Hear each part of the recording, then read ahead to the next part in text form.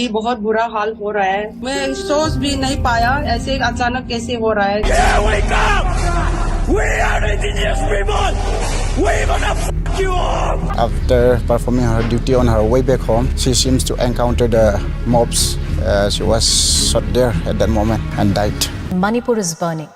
आज खबर है इंडिया के नॉर्थ ईस्ट से। पिछले 12 दिनों से यहाँ के हालात कुछ ठीक नहीं है। यहाँ एक राज्य है मणिपुर, पहाड़ी और प्राकृतिक सुंदरता का एक बेहतरीन उदाहरण, लेकिन कुछ दिनों से आग की लपटों में है। यहाँ मैती ट्राइब्स और बाकी के नगा ट्राइब्स और कुकी ट्राइब्स के बीच में कोर्ट के एक फैसले को लेकर विवाद हो गया है। मुख्यमंत्री के कार्यक्रम में आगजनी की घटना हो जाती है। हमला ऐसा कि 14,000 से भी ज्यादा लोगों को घर छोड़कर भागना पड़ता है। स्टेट में शूट एंड साइट के ऑर्डर दे दिए जाते हैं। धारा 144 भी लगा दी जाती है। सेंट्रल गवर्नमेंट की तरफ से अर्धसैनिक बलों की टुकड़ियां मणिपुर पहुंचाई जाती है। मणिपुर में बीजेपी का काम काफी पसंद किया गया है। इसी वजह से आसपास के राज्यों में बीजेपी की सरकार बनाने में काफी कामयाब हुई है। लेकिन ये घटना एक बहुत बड़ा सवाल खड़ा कर देगी। आज के इस वीडियो में हम बात करेंगे कि आखिर पूरा मामला है क्या, पिछले 11 दिनों में कितने हादसे हो चुके हैं, मैती और नगा और कुकी समुदाय का आखिर इतिहास है क्या, और इस पूरे कॉन्फ्लिक्ट में गवर्नमेंट का फेलियर कैसे रहा। नमस्कार, आप देखना शुरू कर चुके हैं टीवी भारत 24 की खास खबर। ये पूरा मामला जितना आसान लगता है, असल में कई ज्यादा पेचीदा है। घटना को समझने के लिए आपको पहले संदर्भ समझना होगा। दरअसल मामला ये है कि मणिपुर की एक बहुसंख्यक ट्राइब है जिसका नाम है मैती। इंडियन एक्सप्रेस की रिपोर्ट के हिसाब से 65% से भी ज्यादा लोग मैती हैं। कुल भूभाग का 10% हिस्सा मैती ट्राइब्स के पास में है और बाकी का 90% हिस्सा नगा, कुकी और बाकी के अन्य 35% जनजाति के पास में है।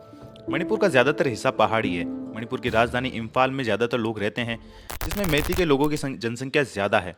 लेकिन कुछ सालों से बाकी की ट्राइब्स पहाड़ी इलाकों में रहना ही नहीं चाहती। वो धीरे धीरे करके मैदानी इलाके में आ रहे हैं, जिससे मैती लोगों के लिए ज़मीन कम पड़ रही है। वो पहाड़ी इलाकों में ज़मीन भी नहीं खरीद सकते क्योंकि वो सरकार की तरफ से एसटी जनजाति के लिए संरक्षित है, और मैती यहाँ पर किसी भी तरीके से ज़मीन नहीं खरीद सकते। जो पहले से ज़मीन है उसकी पीढ़ियों में बंटवारा होते होते लोगों के पास घर बनाने तक के लिए जगह नहीं बची है। इसी मुद्दे को लेकर 2012 में मैती समुदाय की तरफ से मणिपुर हाईकोर्ट में एक याचिका डाली गई, जिसमें ये मांग की गई थी कि मैती जाति को भी एसटी यानी अनुसूचित जनजाति का दर्जा मिले, ताकि वो अपनी ज़मीन की समस्याओं को हल कर पाए।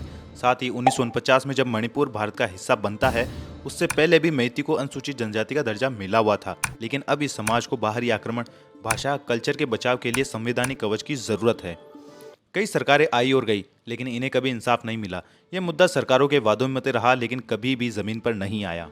इस समस्या का समाधान 13 अप्रैल 2023 में मणिपुर के हाई कोर्ट ने कर दिया था, जहां कोर्ट की तरफ से सरकार को कहा गया कि मैती को भी एसटी का दर्जा मिलना चाहिए। 4 हफ्तों का समय देते हुए केंद्र सरकार को इस पर पुनः विचार करने को कहा गया।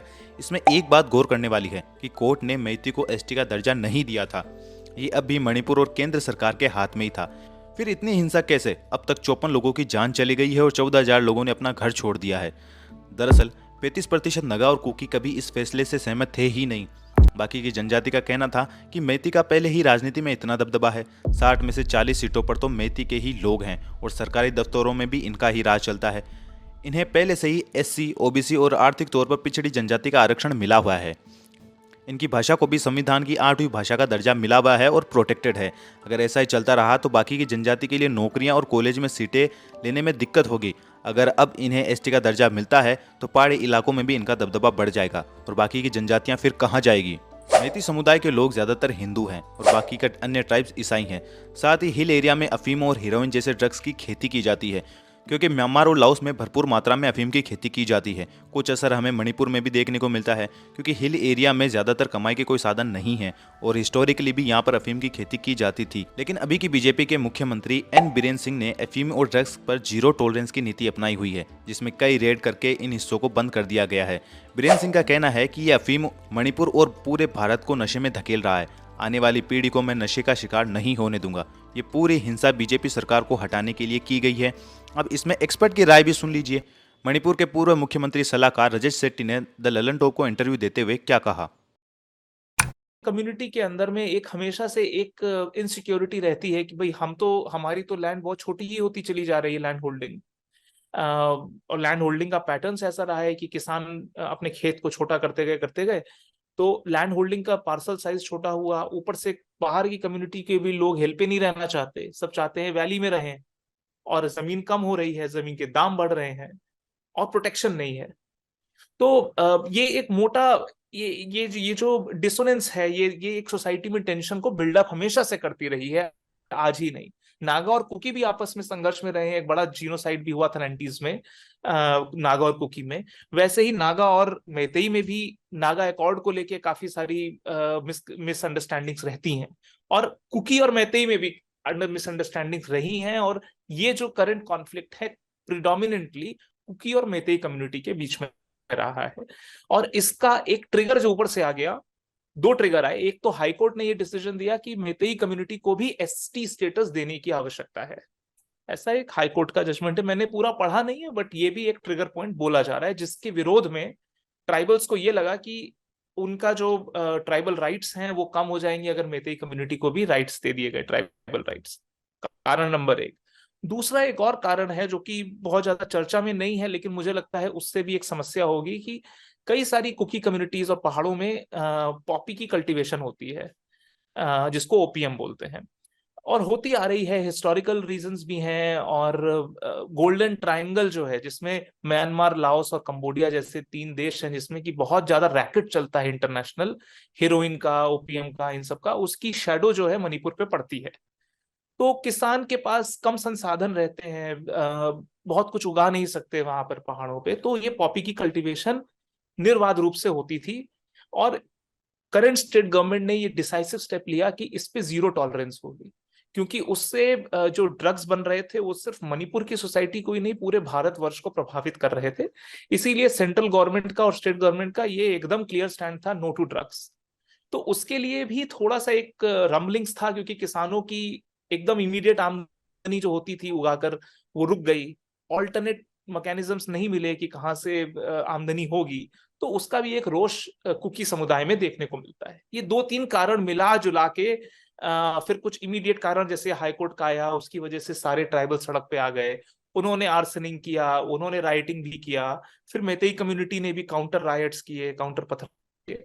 तो कुल मिला के ये सोसाइटी पूरी सिचुएशन जो है आउट। अब बात करते हैं कि पिछले 11 दिनों में आखिर हुआ क्या कि लोग अपने घर छोड़कर भाग रहे हैं। इसमें मैती जाति के ही लोग हैं ज़्यादातर। 3 अप्रैल को world boxing champion Mary Kom ने ट्वीट कर प्रधानमंत्री और गृह मंत्री से गुहार लगाई कि मणिपुर जल रहा है, और इसी दिन मणिपुर के कुछ जिलों में भारी हिंसा भी देखने को मिली। लेकिन इसकी शुरुआत आखिर हुई कैसे?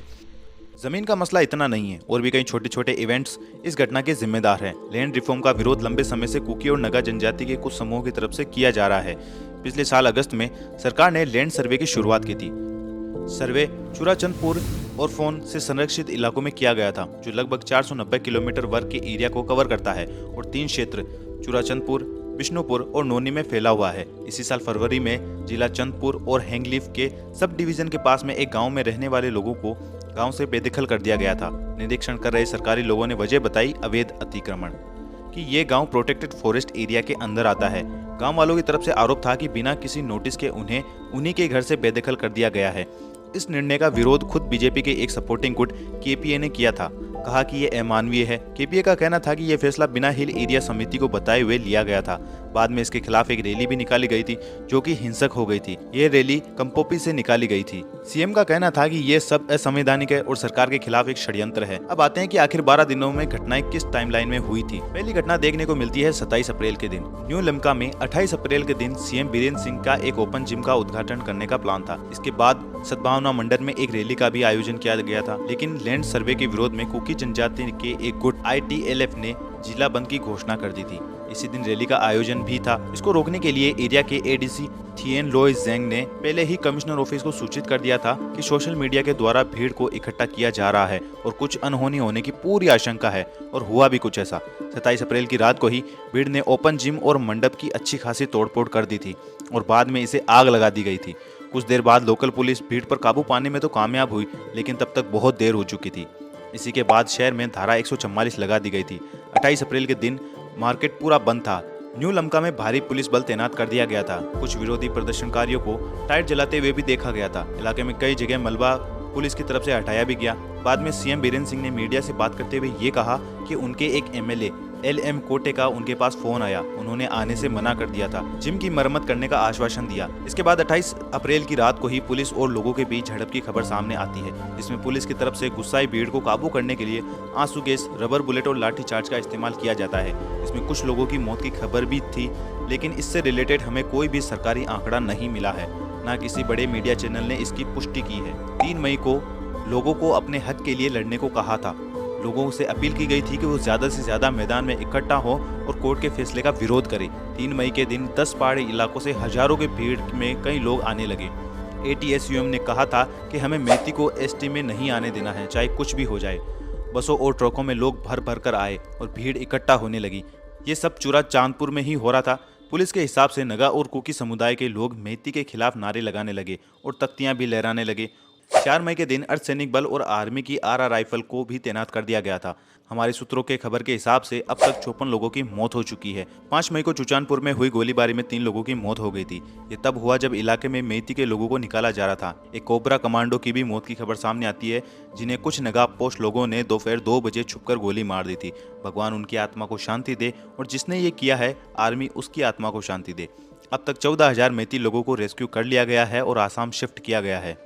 अब तक वीडियो में आपने देखा ही होगा कि कैसे लोगों ने घर और गाड़ियां और दुकानें जला दी गई है। CM बीरेन सिंह ने ट्वीट करके ये कहा कि अभी हाल ही में पुलिस ने 2 लोगों से 16 किलो अफीम बरामद की है। ये सब इसलिए हो रहा है क्योंकि सरकार ड्रग्स के खिलाफ मोर्चा खोल रखी है। इस वीडियो में बस इतना ही। आप देखते रहिए TV भारत 24 की खास खबर।